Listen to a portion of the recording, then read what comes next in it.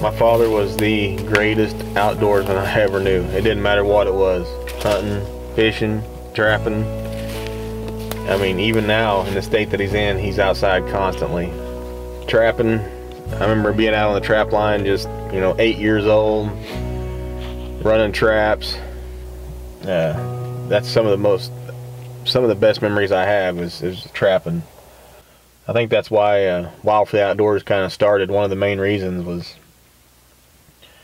I didn't have my father anymore, so his hunting started to go down. He knew that with his mind the way it was, that he wasn't right, and he stopped hunting. And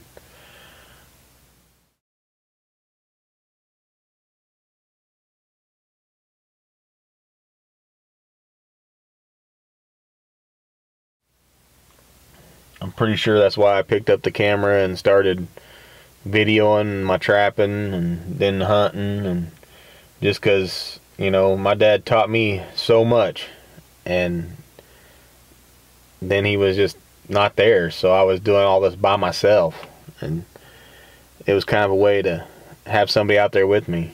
My kids aren't really that into it. My youngest daughter, I think, will be. She's kind of where she wants to be out there and do it, and I'm trying to pass this on to her, but I have a lot of fun out here dragging this camera around doing this stuff.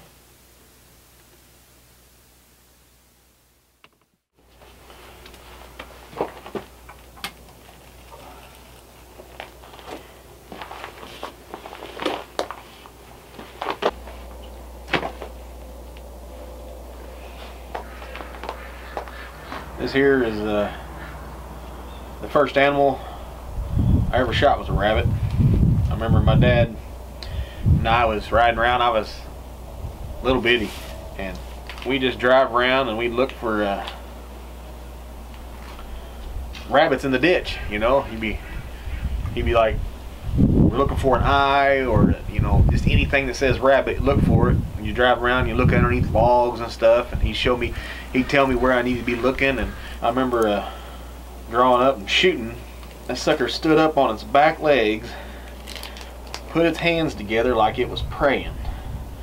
I'll never forget it, because I stopped and I turned and I looked at my dad, and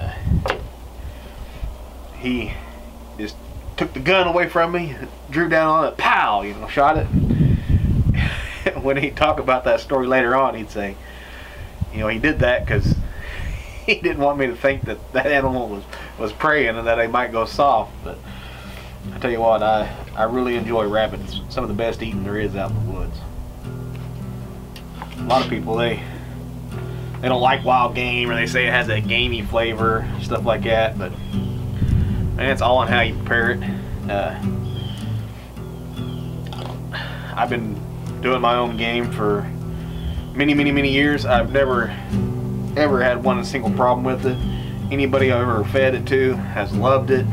My dad taught me a long time ago. We was pretty poor growing up, and we couldn't afford to take our deer and get them processed professionally or whatever. And I tell you what, it is a totally different flavor, and it is absolutely some of the best eating out there. And the same way with this rabbit.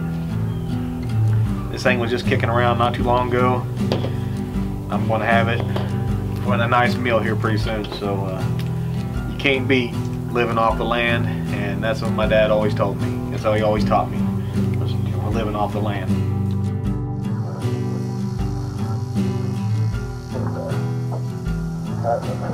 What do you need? Why my truck is the one? It ain't bothered nothing.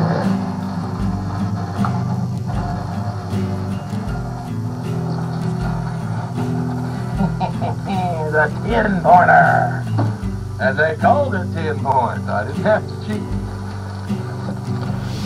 I love trapping. I surely do. But man, I love deer hunting more.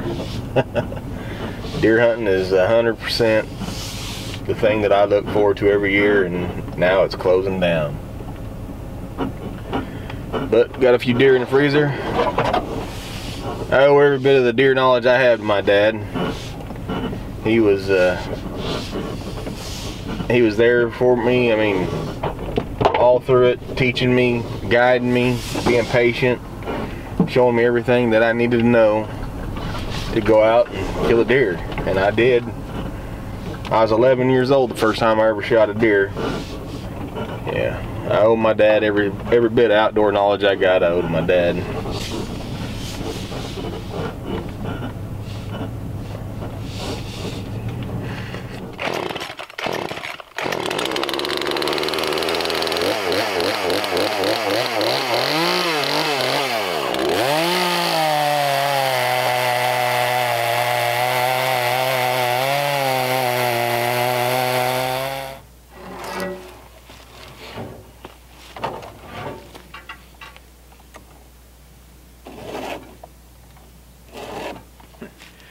Just this skill right here I learned from my dad, and you know, it's $5 to go get a chain sharpened at the nearest place, and this is the second time today I've had to sharpen his chain, so I just saved myself $10 from something my dad taught me.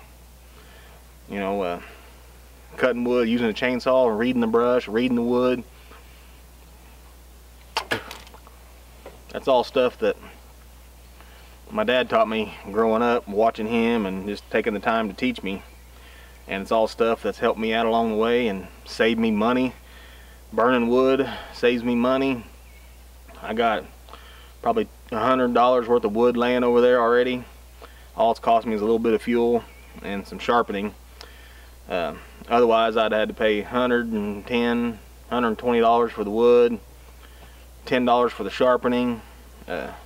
I sharpened the guy's saw and helped him out, and he gave me some bar oil. So just you know, this, once again, it ain't hunting, it ain't fishing, it ain't trapping, but it's something my dad taught me that, you know, was very important, and a lot of people don't know how to do this. So the last week I've been shooting this little documentary dedicating to my dad, and I've hunted, killed deer, trapped, caught a rabbit, which is food, and I'll probably catch some coyotes and some more stuff here, hopefully when the weather clears, and cutting wood. You know, my dad taught me a lot of stuff, and this is no less important than all that other stuff about, you know, keeping people warm, keeping yourself warm, and getting stuff done, saving money. It ain't about, you know, surviving as much as it was just being poor growing up.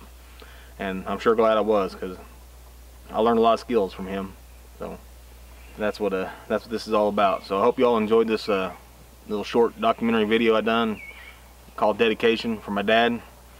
And I got a little bit more wood to cut. One thing he always told me and always taught me was, while your chainsaw is running, you cut wood. I'm not going to get all this wood, but while it's running, I'm going to cut wood in case in case it does stop running. I'll have wood down.